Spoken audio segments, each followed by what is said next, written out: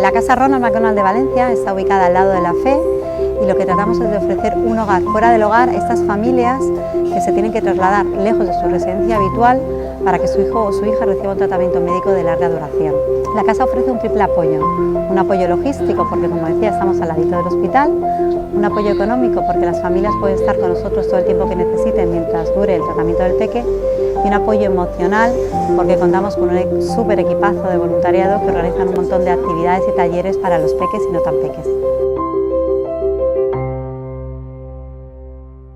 Como decíamos, nuestra misión principal es ayudar a estas familias y también recaudar fondos para el mantenimiento de la casa. Y lo hacemos a través de muchas iniciativas a lo largo del año, una de las cuales, la principal, es esta cena aniversario que organizamos cada año en un lugar tan emblemático como el Hotel Westin. Empieza siempre con un delicioso cóctel en los jardines, seguido luego de una exquisita cena en el salón y, como no,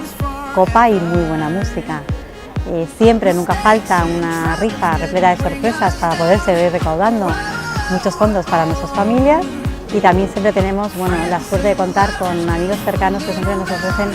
una sorpresa musical de grandes artistas para amenizar la velada.